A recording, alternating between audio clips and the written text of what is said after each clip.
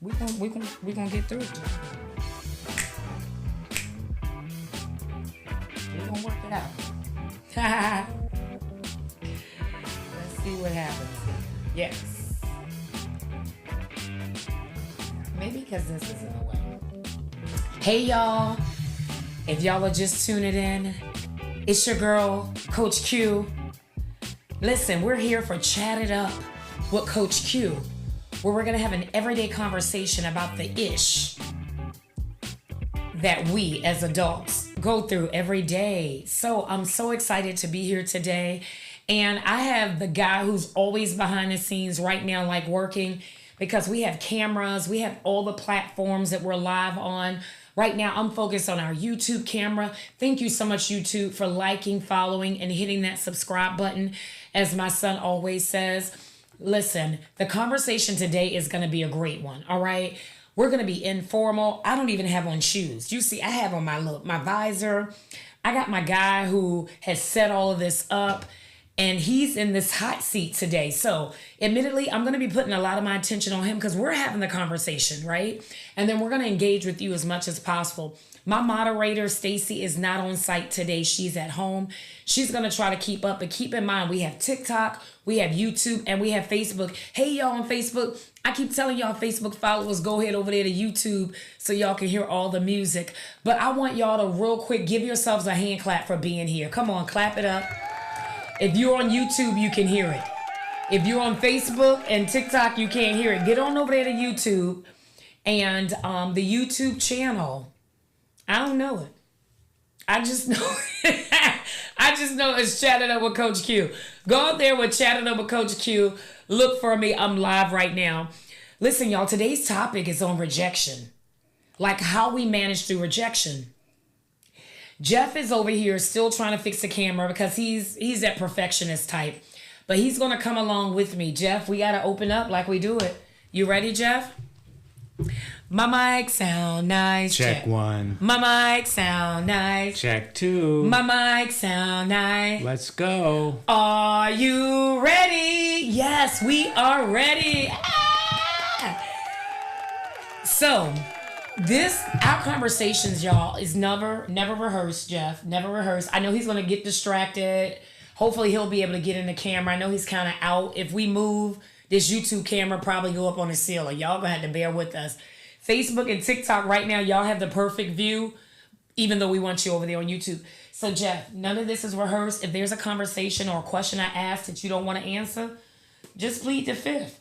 This is my big little brother, right? You know, and so, again, I want him to be vulnerable because I'm going to be vulnerable. But as promised, let me give you some information. Some of you wanted to hear the background, and there it is. Y'all see the camera on YouTube? We're going to fix it. Don't worry. But some of you wanted to understand the conversation or the premise of Breathe Easy Foundation. So I want to just give you that background, all right? So my late husband, Derek Fletcher, a.k.a. Cage, was in a house fire in 2008. Now, those spam eaters out there, y'all know spam ain't good unless you fry it. I don't know. You got to fry it and put some mustard on it and toast the bread sometimes. I don't know. But that's what he did. He got off at a hard day work and he went to lay down frying spam and fries. And he went to sleep, y'all. 2 weeks later, he woke up in the hospital from a coma with severe lung inhalation damage. His lungs were damaged. And so here we go. A guy who was around 220 pounds, 6'4", built, healthy, at the prime of his life, had been in a house fire.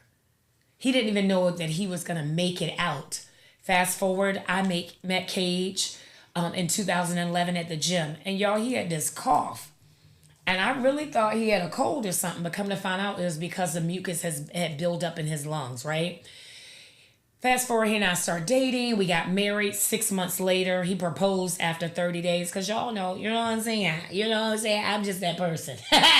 So he was praying for a lung transplant. And I'm a heavy believer. And Jeff, I think you and I had the conversation earlier about as believers, and we both heavily into the faith. And so this isn't a hit on ministry at all. Like, I'm a believer. I preach the gospel. But sometimes we can be so heavenly minded, we're no earthly good. So I was like, if the Lord wants your lungs to be better, he'll He'll send it through the mail. He'll send it. He'll let it fall from the sky. Now, I don't know how many of y'all have seen lungs and stuff falling from the sky, but at my age, I haven't seen it. But what happened was UVA sent a letter. My husband actually, and it was about the transplant center. What I didn't know is that he had already inquired about it. So in 2018, May 10th, he had a bilateral lung transplant. And oh my gosh, May 11th, he woke up and literally he could breathe easy. He could finally inhale, exhale because he didn't have damaged lungs anymore. And then about 48 hours later, we realized that his stomach or his dumping nerve, it didn't awaken. And so we thought it was temporary. So they put him on a feeding tube and he had a trach. He went through everything that you could imagine. And they kept trying to figure out why he couldn't eat. He could breathe, y'all, but he couldn't eat. And so sometimes the things that we go through, in order to feel better, it brings on another sickness, right? And so again, the lungs were doing well, but how good are lungs if you can't eat? And so immediately he started losing weight. They start trying to find a way that they could make his appetite or his stomach awaken. And I remember the picture from the hospital that you guys took when he ate his first meal. When he ate his first meal, right? So listen, even with that, Jeff, when they tried to go in to see what was going on, they were going to open his pyloric muscle, and y'all, the same doctor indirectly punctured his small intestines. And guess what happened? He went septic. Anybody know anything about septic? All that waste, all that bowel went all the way up and damaged the new lungs, y'all. Damaged the new lungs. The volume is right at top. Look, y'all, I got people working everywhere on this system, so if y'all heard it, that's cool. She's trying to get it. Nikki, the volume right at the top. She's like, I'm not messing with it. Y'all, it damaged his new lungs. It damaged his new lungs. Okay? And so what that meant was we were almost back at ground zero. And so they were suggesting another lung transplant. Who would go through that again? But in order to have another lung transplant, you had to be healthy. And what happens immediately after 2018? What came in 2019? We found out to 2020, COVID. My late husband had COVID 3 times, y'all. 3 times. And there were times we didn't think he would make it, and he made it through. And so again, the history or the premise of Breathe Easy Foundation was as a result of my late husband having a bilateral lung transplant. And I remember being in the cafeteria with Jordan, who was like 4 at the time. And God spoke to me, and I was like, God, you didn't have me married, get another child to end up like this. And he said, what happens to food when you put it in the oven and it cooks and you take it out? And I'm like, it's done. He says, how do you know it's done? I'm like, you stick a fork in it. That was my very first shirt. Stick a fork in it is already done. I sold 100 shirts at $20, $25, gave back to UVA Hospital. Because my goal was to help caregivers. You don't know what families go through, y'all. Sitting in that hospital day after day, and I get emotional thinking about it, praying and believing God for their loved one. And I was there to encourage them. And so that's where Breathe Easy Foundation came from. Some have asked what happened to him in late 2022.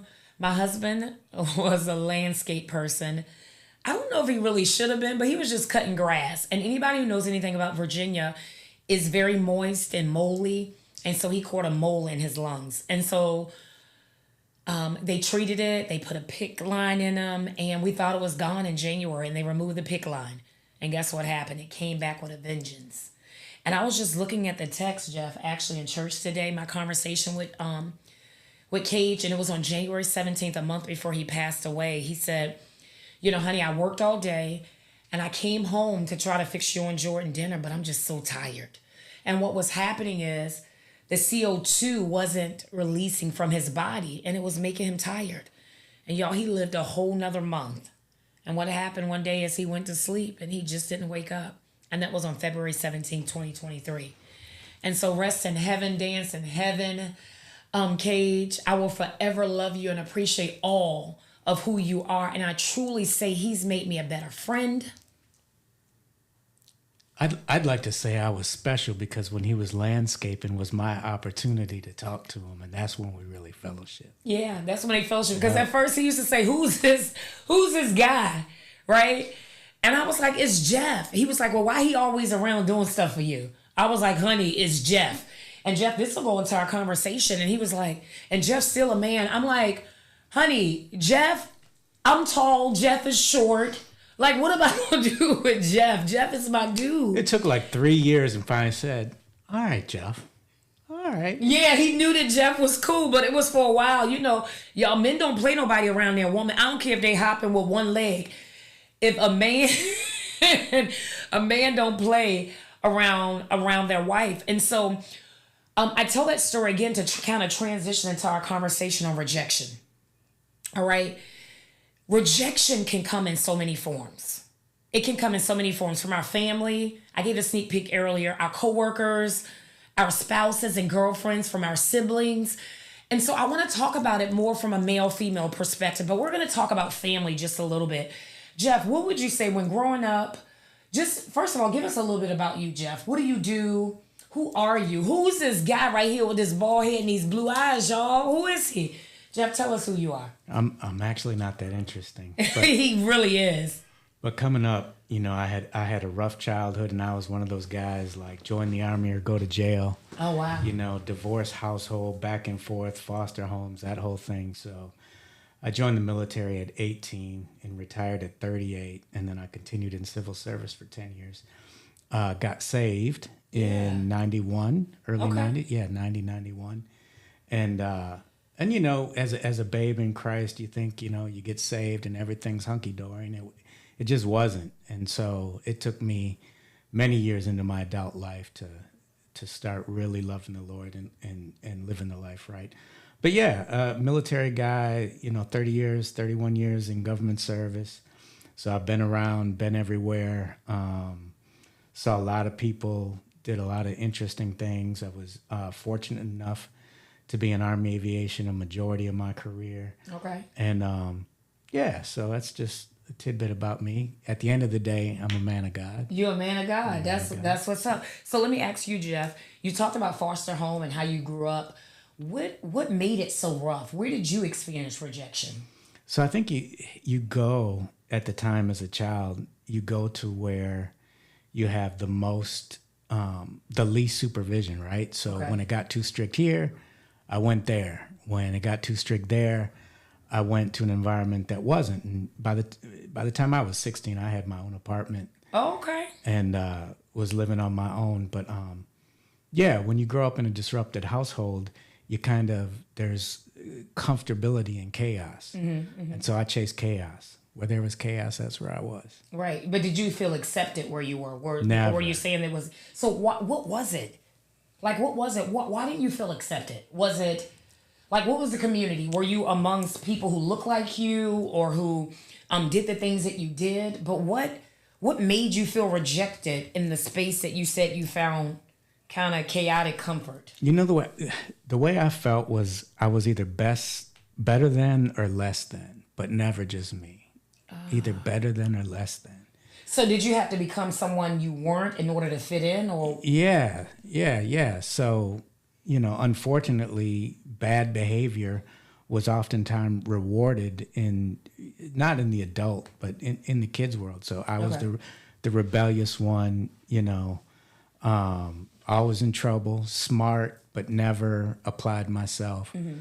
So, yeah, it was kind of chaotic, and you don't realize and start dealing with that stuff until later in life, and you start to put the pieces back together, and you're like, okay, I can understand that. Right. So let's dig a little bit deeper. And again, we're going to start talking about relationships and things like this, but the reason it's pivotal to kind of set the stage to ask Jeff, like, what you dealt with, I really want to dig in. And the reason I'm trying to dig in, Jeff, is because when I grew up, as y'all can see, I still have it. I've always had a small waist but very big legs, right? I've always been of darker complexion. And many years ago, even more so than now, I had a lisp. And so people, you know, used to tease me because of that. And so I used to try to find a way, you know, how can I fit in? And I was like you, like pretty smart, but I would apply myself. And very early on, my sister Tara, shout out to Tara, she would always try to find a way to protect me, right? She would always try to find a way to make sure that I was good, but I would always try to fit in. And I wasn't light enough. You know, my hair wasn't long enough. I wasn't skinny enough. And so when you start dealing with things like that, what happens is it starts putting layers of, we talked about it, imposter. So it's like, who do I need to be? And so I always worked to be the smartest. I always wanted to be the number one smartest. So at least then people would accept me because, you know, because now I'm smart. And let me be clear. I want no punk. I can say that, right? Because this is my podcast, kind of like. But I want no punk. People weren't going to just punk me. But I felt myself always, you know, fighting for one reason or another. Either I wasn't cute enough or I thought I was too cute. Or I wasn't small enough or I thought I was all of that. So the reason I ask you about, like, what was it that made you feel rejected? I mean, I had short, kinky hair. And you know, the long hair the nice hair was in. And so the reason I ask you is, you know, we talked about relationships before, and I don't want to get too far ahead, but you're like, oftentimes you can, like, women can like you and they could see you, but normally what do they have a problem with? My height. His height. So rejection. So how do you feel, like, even before we get into relationships? So growing up, was your height ever an issue, or? You know, I've always been short, but I will fight. Okay. But I wouldn't fight fair. I mean, I would bite you. I would do anything I could to win. Ooh, Jeff a biter. And I actually remember I was a bully, and I remember taking this dude's lunch money for real. Mm-hmm. And I said, "Hey, man, you know, he had money." I said, "You know, it was like every week, let me get my $5." Mm-hmm. And one day, you know, we met on bikes, and one day he brought his dad with him and just got off the bike and just started attacking me, and the dad was there. Oh, wow. The dad had said, listen, what you ain't going to do is keep messing with my child. But I would fight. Mm-hmm. And then getting back to the rejection as a child, I think most of it was the divorce, but it was the attention that was lost to my mom. Okay. So as she went through whatever she was going through, which we don't understand with kids, as she moved on, the kids became less and less. It was just me and my older sister. But we became less and less in her life as she got into a new relationship. Wow. And so we felt like it was a choice. She's choosing him. Okay. And in his case, he happened to be an abuser and just not a good guy. But yeah, I think that was rejection. Okay, that makes for good conversation. So, Nikki, I don't know if you've had an opportunity. I know you mentioned your phone. You need a cord. Oh, you got an iPhone. I do have a charger. Y'all, listen. We're just talking. If you get in front of that camera, we ain't moving. We can't move unless you go way under. But I do have a charger if you need it or hit. Hey, Stacy, if you're looking, in essence, we want to get you to route those questions that may be out there, those comments that may be out there to Nikki. She's going to log in. Nikki, give me the laptop. Listen, it's okay. Listen, because Jeff, I want to hit on the topic that you talked about, let me turn it down, y'all, because Nikki, I just muted it. There you go, Nikki. Thank you. You're welcome. So now you'll be able to see the questions. But Jeff, I wanted to talk about what you said. Like, as parents, like, if there are adults out there, even teenagers who are listening, who can relate to Jeff's story of, gosh, you know, before the divorce, we seen primary in mom life. Mom moved on to a new relationship, and so we became less and less. So look how rejection showed up. So rejection didn't it was subtle. So it seems like it chipped away. Y'all looked up and was like, okay, we're no longer really the priority. And so what rejection caused you to do then is seek attention somewhere else. Well, what happens is we look at the rejection, but the root of that is fear. everything stems in fear. Exactly. So it's not the rejection. The manifestation is rejection, but the root of it is the fear of rejection. And if you go back and take an inventory of yourself and you look at all the things, right? Fear. Bitterness will take you out, but the root of most of our character defects is the fear of something. Is the fear. So y'all, that's why rejection was so big. And so we're going to get into the nitty gritty, right? We talked about being raised, and y'all, listen, wasn't no woe is me. You know, I grew up and had a few boyfriends, even with my kinky hair. I just wanted to put that out there for all y'all. But no, in all seriousness, you have to find your identity even as a child. But admittedly, I grew up with this image that I gotta always be better. And everybody around me has to be better.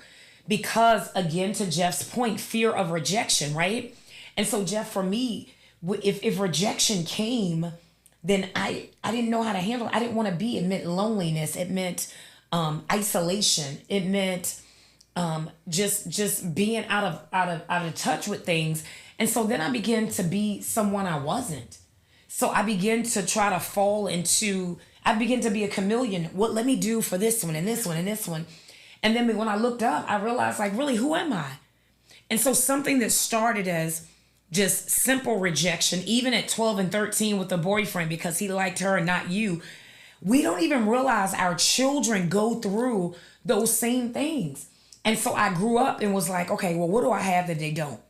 And y'all heard me describe, like, I'm like, it's no filter. So I didn't have the nice hair, but ain't none of them had that small waist and that kadunkadunk. Can I say kadunkadunk? But ain't nobody had that and the big legs, and that was in. And so what I would do is then try to win people with what they could see physically, because meaning through, my shape more than we're not gonna, that's before we could put weave in kids' hair, or before we put weave in kids' hair, or before, we had the jams and all that other stuff. Now I ain't look crazy, but I only say that to say, I find myself having to do things in order to be accepted in certain groups. And so let's layer that. Now let's take some steps up now with relationship. But let's go back to that fear rejection. Okay, go ahead. So the song "In the Room," Tasha Cobbs, listen to it. But halfway through that song, she stops and she talks about how loneliness, how her house was darkened to the point where her cousin moved out because it was just too dark. She was in a place of loneliness, but it was the manifestation of rejection and fear that she's not good enough. Tasha Cobbs. Right. And so, and that wasn't long ago, where she was just, the fear of rejection was too much. And listen to her sing. And so, and that loneliness begets loneliness. Right. And then you become depressed, and that just that feeling of not good enough and having to get up. And she said, finally, the Lord arrested me and said, Tasha, get up, wash your face. Something as easy as that. Get up, wash your face. So it's a decision. So even in the midst of rejection, which Jeff has implied or talked about, right, y'all? Meaning we got to decide, but we can't do that on our own. Like, admittedly, we can't do that on our own, Jeff. You and I know that we have God that we can go to, and there's some other believers out there watching. But for those who aren't believers, there has to be, you got to shake yourself. Let me give y'all this quick story. So Jeff last week or maybe 2 weeks ago spoke. And I don't know the details around everything he said, and I told it before, but he gave the imagery of a donkey and who had fallen in the hole, right? Mm-hmm. Go ahead and tell us about it. So there was a donkey, and he was trapped in a well. Mm-hmm. I don't know how far down, 20, 25 feet, whatever the case.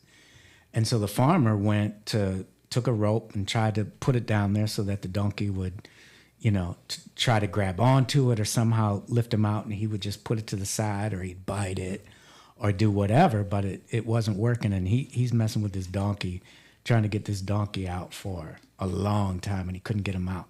So he said, well, at least I guess I'll just bury him. And so he got a shovel and started putting the dirt in the hole. And, can't save him, I might as well bury him. Put more dirt in the hole. Well, the donkey would shake it off. And each time he began to bury him, the donkey would shake it off and start lifting up a little bit higher, lift a bit higher, more dirt. And so I guess the point of it is at the end of it, he kept coming up with the dirt until he got free. And if you think about it, a seed has to be buried and die before it can sprout. And so when people are trying to bury you, that's kind of the spiritual lesson from it. When people try to bury you, there's things that you can do to overcome that. So it's a simple story, a simple allegory, a parable to show that when you think it's over, it's not. It's not. But you still have to do something, Jeff. Like, let's be real. Like, let's call out the elephant in the room. If that donkey just had allowed the dirt, allowed the rejection to continue to pile on, he would have been buried, honestly, alive in a struggle. But it got to the point where he just shook himself. I don't even know who it is out there right now who's dealing with rejection, whether it's from a spouse, whether it's from your family, right? Whether it's from a girlfriend or a boyfriend or your kids. You got to get to the point where you shake yourself. And then sooner or later, but you also still said it took some time. It takes some work. It takes some climbing, right? So thank you for going back and even referencing Tasha Cobbs. And the reason she was able to enjoy, I guess, or her ministry is so powerful, is because she was in that dark place. And sometimes, like you said, that's where the growth really occurs, though, in that dark moment place. But it starts with rejection. It starts with being broken. Now, I'm not encouraging anybody to, sign up for rejection. I'm not encouraging anybody to be the rejector. What I am saying is because of rejection, we're able to posture ourselves differently. I want to pause. You have questions? Go ahead, Nikki. Well, we had a few comments from the audience. So Miss Connie Herbert, she said that she dealt with rejection regarding her complexion versus her mother's lighter complexion. And she had to deal with negative comments from adults questioning who her mother was. Wow. Because of, the difference in the skin color.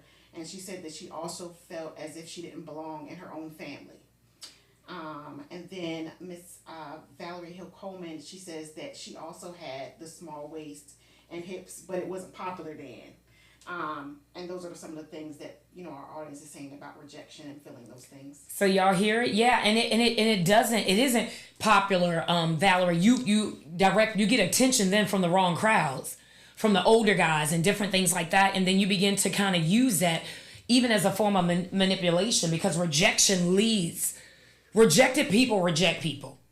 So that's the piece even from the family perspective. And all of us know Miss Connie and her mom and her literally have polar opposite complexions. If we're honest, Jeff, we're a representation of that. I would be Miss Connie and you her mom. And to feel that rejection, then imagine all your other siblings, if they are of relatable complexion. That stuff is hard. Miss Connie, I'd like for you to comment so Nikki can read it out loud. How did that make you feel? Like, we talk about moments of rejection, but how does it make you feel? But check this out. One thing that Connie does is she uses her words wisely. So our words are containers, and they only contain two things, faith or fear. Mm-hmm. And every day you're going to see Connie posting the faith part. She's posting the faith part. Confession. Yep. But she wasn't always there, right? So that's the other piece, meaning it takes work because she talked about those moments. And I would love to hear, Miss Connie, even how that spewed over into relationships. If you even thought even then you were good enough, right? If you were worthy enough. Pardon me. And so many times we internalize it. If you're rejecting me, then there's something I'm doing wrong or something not right about me. When in reality, it could be something not right about that person. Have you ever been the rejector? I have. Okay. I have. But I talked about my childhood a bit to get to where we are. Unless you stop, and this is not a fun exercise to do, but if you just keep it moving without dealing with the childhood stuff, it's going to stay. It's going to stay. You've got to, first of all, you have to not let bitterness take you out. Okay. And you have to make amends to people if you have bitterness and resentments. But part of that process is taking care of your side of the street. taking care of what you're responsible for. But anyway, a lot of that fear, a lot of that rejection, a lot of the feelings and emotions that we deal with as adults has happened in our childhood. And you cannot just ignore it. You have to deal with it. You have to go back and do the work. Yeah, and that's why I said, even if some of that stuff occurs when you're a kid, you turn into that person as an adult. I remember working for someone who will remain nameless, but I know her name. I couldn't understand why she was so mean. She was just mean. And come to find out, she was being rejected at home and abused at home. And so she took that to the workplace and she treated people how she was being treated. So that's the reason I asked you, had you been the rejector? Because a lot of times we'll do things unconsciously, or we'll enter into relationships knowing full well that, we may not even want to deal with that person. But you talked about rejection and how you have to deal with it. You went to the military. So when you were in the military, now we're talking about this 16-year-old kid who moved out on his own, who operated in that, because we're going to go back to you being the rejector. I want to write that down because you ain't getting out of that. We want to hear and then when you experienced it. But I want to talk about that transition between 16 military. So now you grew up in rank. How are you? Would you say because of even some of that childhood trauma, did that translate or did that follow you into the military and your interactions? When I went to basic training, it really taught me how to adult. It really taught me, you grow up fast in the military. Right. And if you think about it, I grew up in the 70s and 80s, so I joined in the mid-80s.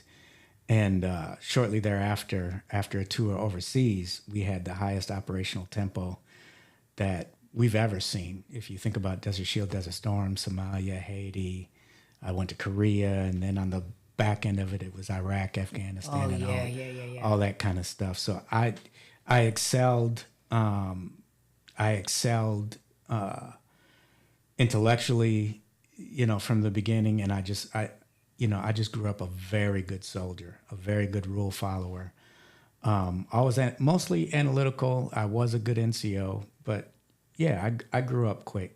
You grew up quick. Grew up quick. And so how did you use some of those lessons learned even to help some of the younger cadets and people maybe that you encountered? Did you tell me your story, or how did you help those who got in the military? Because the military, I heard some stories about it. We're not here to air the dirty laundry of the military, but how did you bring others along who maybe you've noticed? Because you talked about, having a relationship with God, and I don't know if you had that at the time in the military, but how did you bring those along that felt, or they gave the appearance that they didn't fit in and that they probably were being, even bullied or rejected?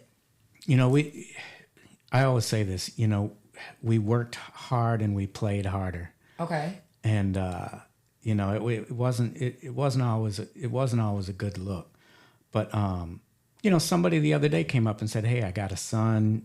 He's joining the military.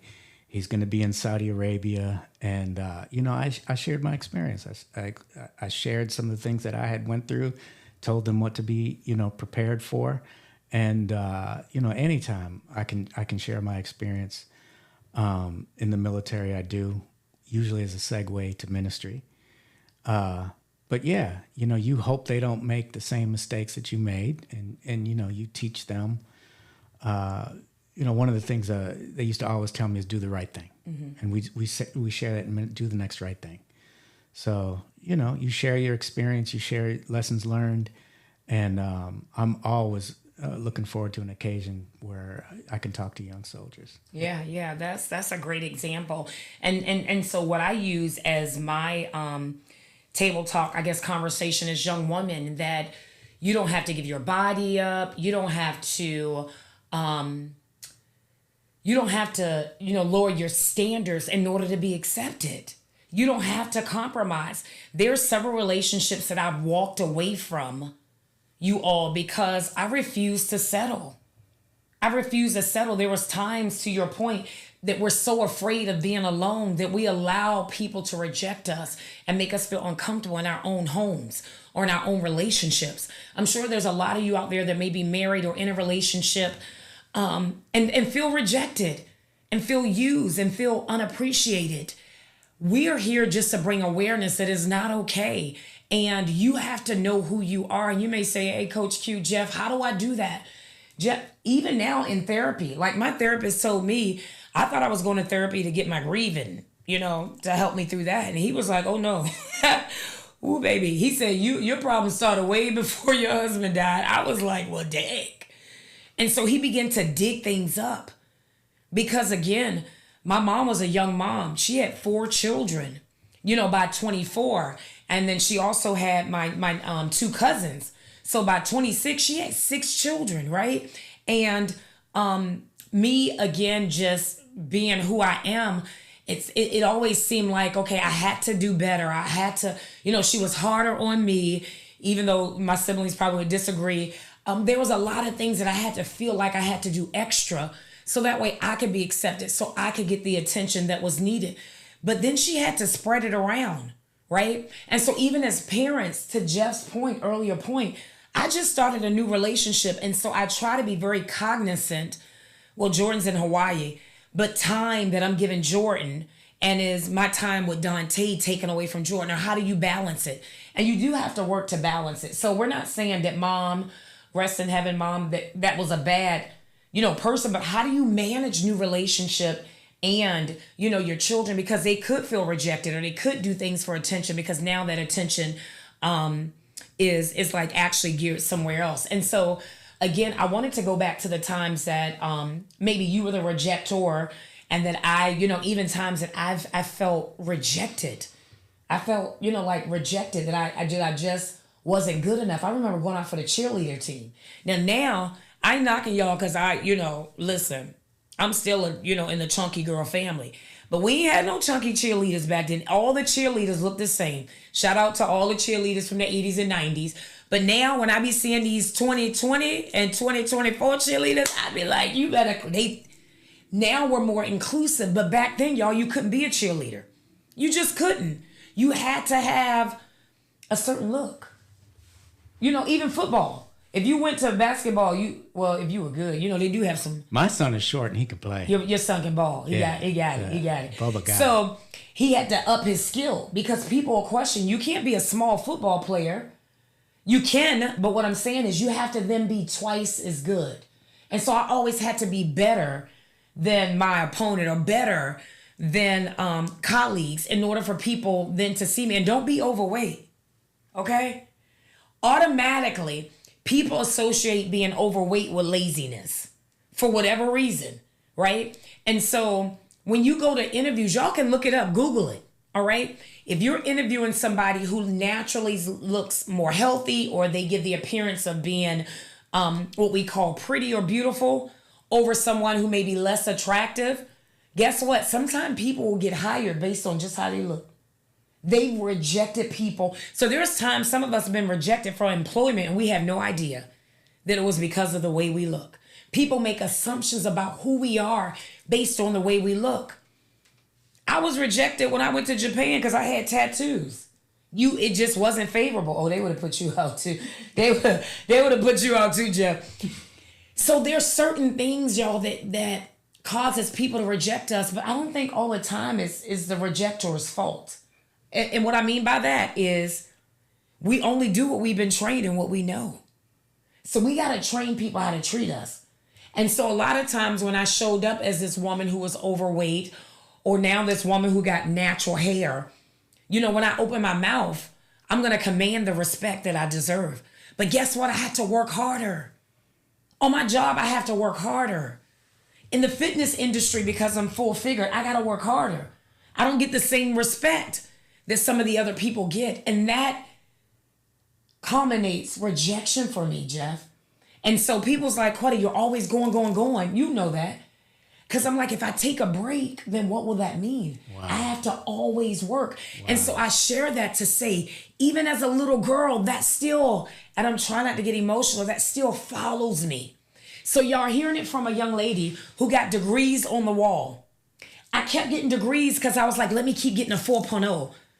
I'm doing another marathon, Nikki, because I'm trying to be better than my own score. That spews from rejection. So this was so important for me to have this conversation, y'all, because I realized that I got to identify the giants that's still in me that makes me have to work twice as hard. Wow. And so, Jeff, you and I talked about it like from a dating app perspective. You remember that conversation? I do. And Jeff and I talked about it. I was like, Jeff, I got like 3,000, y'all. It was so many guys. She's on the dating app for one day. Let's just give her a week. 3,000 likes. I've been on it 8 years. I'm looking for my first like. Listen, Jeff exaggerated. Listen, I was up there 3 days and I had about 3,000 like people. Like, y'all, it was so much. It was so overwhelming. But nowadays people, they just. But check this out. I have a company, PTK Solutions, web Shout design, out. all this. Shout out. But I test. They have something called stock photos, right? Okay. Free for commercial use. So most HR companies, when they build their websites, they use stock photos of people sitting in meetings and stuff. That's not their pictures. So I did a test, and I put a picture of a female as my cover photo for my business as opposed to myself. I was in a suit and whatever, and the replies were hundreds to the one. Wow. Just by changing the profile picture from me to a stock photo.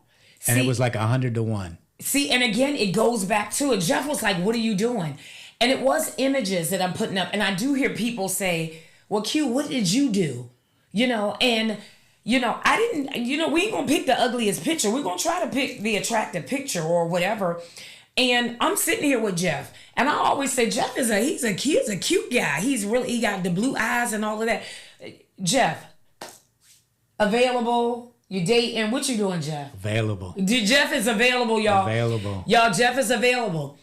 I ain't gonna give you away, Jeff, too much, but Jeff age group is around 22 to 30, maybe. That's the thing. We like, most of us like what's not good for us. Okay, but what's your highest age you dating? Honestly, 30 probably too high. Be honest. 28. 45. You lie. I'll do 45.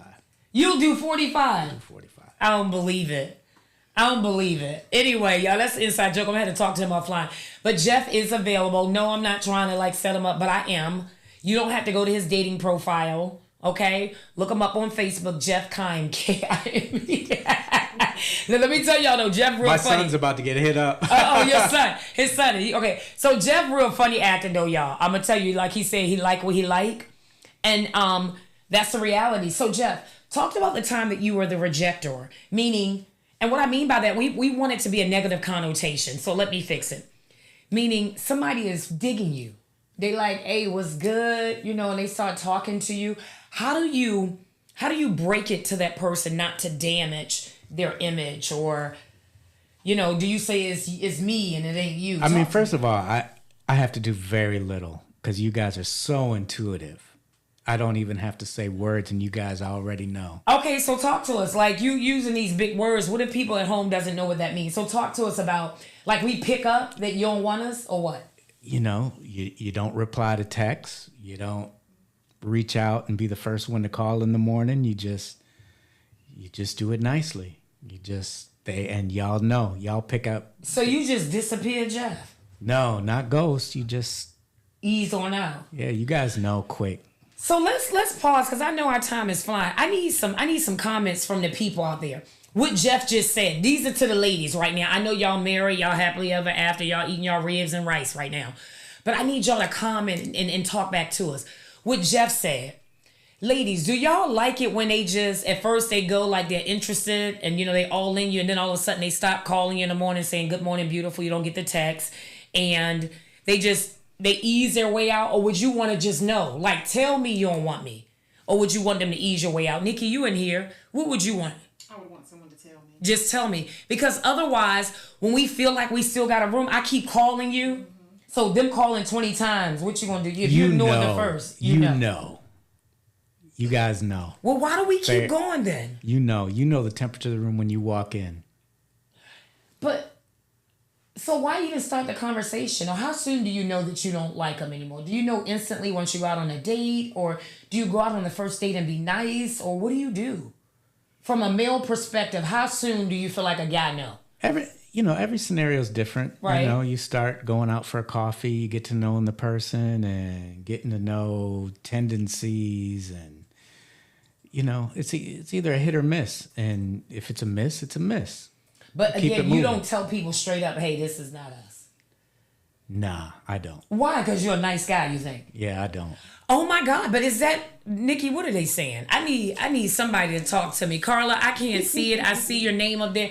I just don't know. I think that's rude. Carla says no. She says she does not like the ghosting thing. She says to tell her up front she's too old and do not waste her time. So Jeff, what's your comment to Carla? Y'all know we don't have to say it. Before we. I mean, you and I have talked, and you know. Yeah, you do know. You know. But how do you feel? What do we do when we reject you? When you're rejected, how do you know? Do a woman ghost you, or do they tell you? Ghost. Women ghost? Yeah. Do you ghost, Nikki? Yeah. I'm ghost. If I ain't feeling, listen, y'all. Y'all know I'm all booed up now, so not Dante. Hey, boo. However, there's a guy, I'll call him Jay.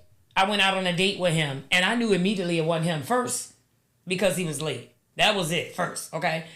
And second, because he was like, I want to get the movie in advance, but I don't have a cash, which means you let me pay. So I paid, and you was going to reimburse me when I got there, and you were late. You reimbursed me, though. Thank you, Jay.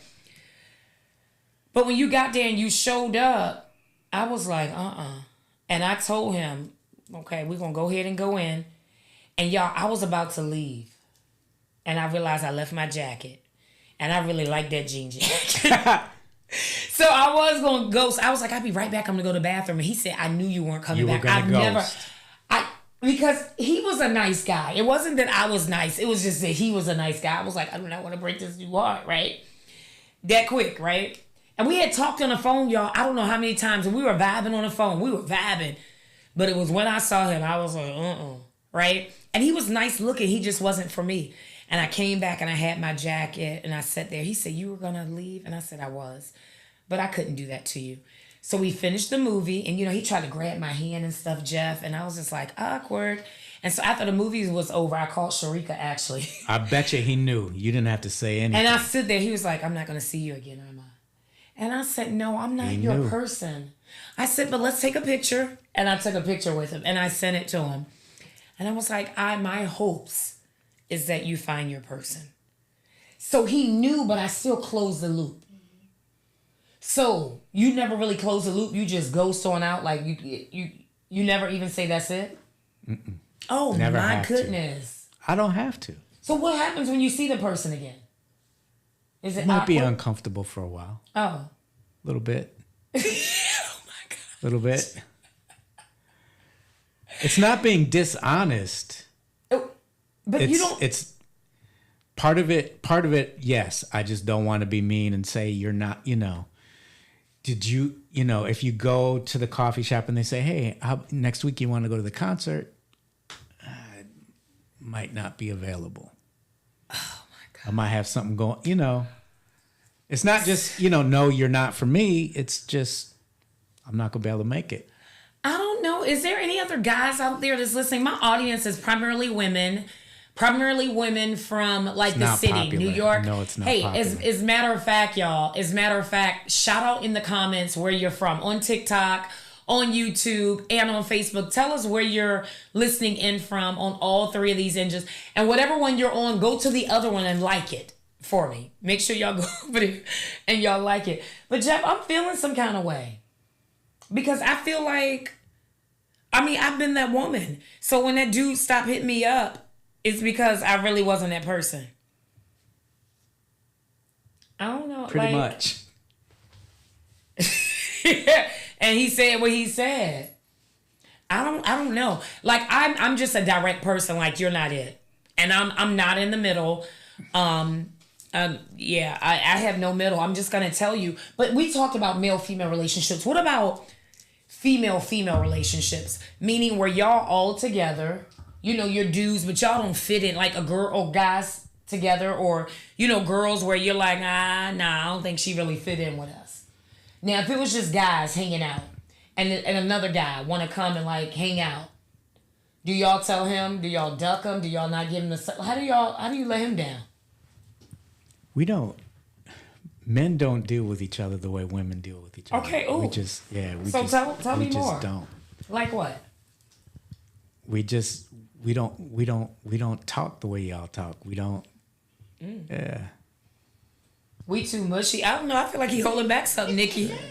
I'm not trying to give up all the goods on the man. Well, we wanted it from a male perspective, so I called him my brother because I knew I could get this. But first of all, most of us like something that's not good for us. Okay. And for men, once we conquer, a lot of times it's time to move on. So, yeah, so we like what we can't have. And so we got to hold out. The longer we hold out, I'm not saying that. See, I don't know what they want. They want it. And then if you hold out, you stay so you can conquer it. I don't know. I think that's a whole nother conversation. Like, you know. I'm not speaking for all men. He's not. He's speaking from his perspective. So, do you date women from any background? Or what's that? I'm putting Jeff on the spot. Just in case, because there could be a woman out there who's like, yes, Jeff, and you know that's not your preference. Yes, Annie. I don't have. Oh, you don't have a preference? Okay. So we did have a question. Okay. Jesse Carley says, how old is Jeff? Oh. Older than Quetta. And I'll be 51. So he a little bit older than me. Not much, y'all. Not much. And we also had a few more comments. Okay. Miss Connie said, be grown and tell her. Katrina says, tell her, bruh. Dante responded and said, hey, baby. Yeah, hey, boo. And Katrina says she will ghost with no explanation as there is no time to explain why he's not the one. Is that my friend Go Katrina? ahead, Katrina. Katrina Montez. That's right. That's right. My girl. Drina, don't listen. I don't think you should. Yeah. Why did I know it was you, Trina? Trina, tell that dude. Oh, Jeff. That's resiliency.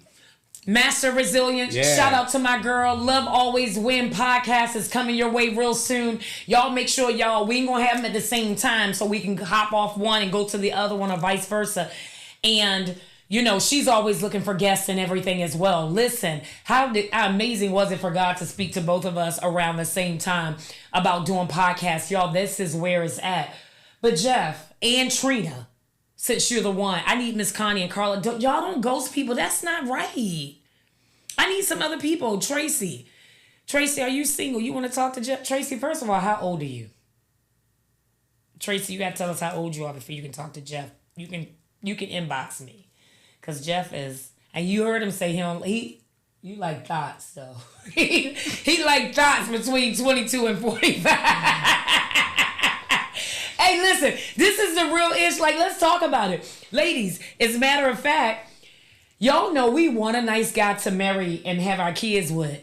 But y'all already know we got to have a little, We too, Jeff, we like a little rough. You know what I mean? Around the way. Because you got to be able to protect us and stuff like that. That's why I like you, Tay. I don't want to get distracted, okay? So, Jeff is rejecting them on the ghosty tip. Y'all, listen, this conversation has been fun. I don't even feel like we can end it, but let's true back to the topic at hand, rejection, as we begin to take any other questions or comments. If you or someone you know is experiencing rejection within your home, experiencing rejection within your relationship, please make sure you find someone that you feel comfortable enough talking to and sharing that experience. Because sometimes rejection can come in abuse.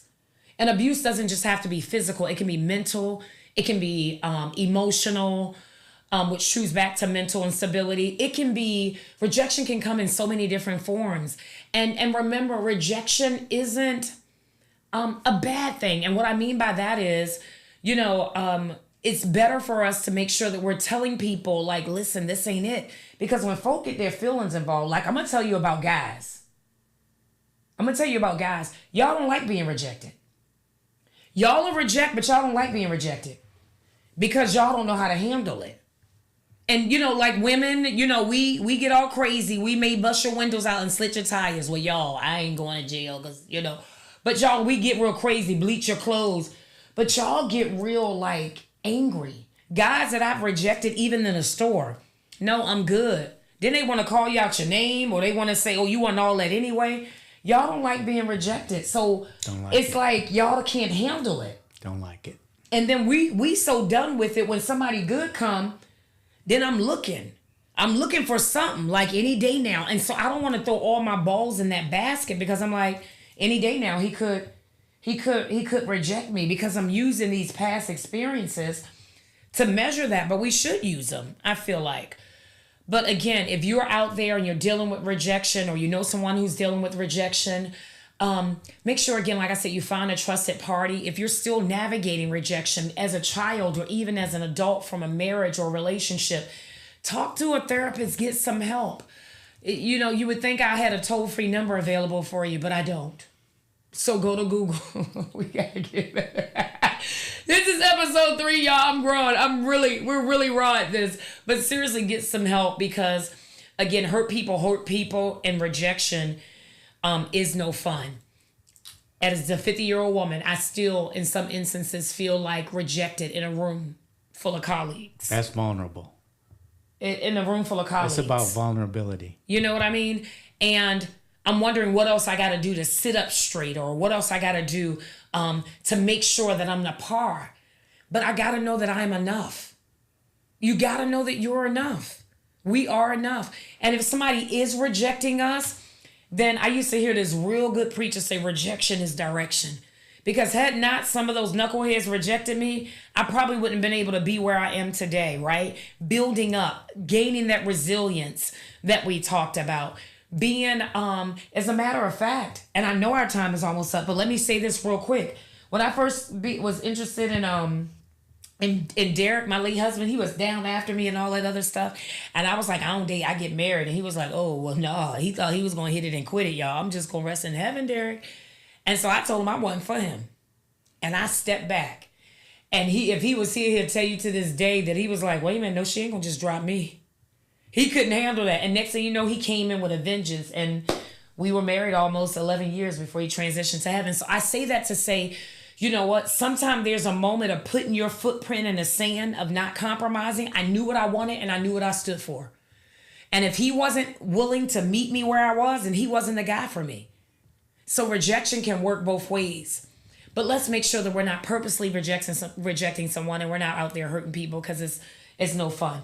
So again, get help that you need. Be that donkey. Shake that dirt off your back, okay? And, lift yourself higher and make sure that if you don't do anything else, y'all, be kind to one another. We never know what anyone else is going through. Again, we'll get the deets on Katrina and Love Always Win podcast that is coming your way real, real soon. I thank you, Jeff, so much for being vulnerable. Any final words? ptksolutions.com, website, business consultant, anything you need, technology, Facebook dating. Let's not forget Upward Christian dating app. I don't get off the Christian sites because the Christian, anyway, y'all, that's for another week. We'll talk about the dating app. But y'all, thank y'all so much. I hope y'all had as much fun as we did. From us to you. Woo! Watch your words. Faith over fear. Faith over fear. Watch your words. I'm your girl, Coach Q. We'll chat it up with Coach Q. Conversations about the everyday ish as we as adults go through, all right? Until next time, next week, same place, same time. We'll see you soon. Those who are not on YouTube can't hear the music, but we can hear it. We're ready. Hey, come on. High five, Jeff. We'll see you on Facebook. We'll see you on TikTok. Like, share, follow, and subscribe. Nikki gonna hit those finish and stop buttons, and we'll see you again soon.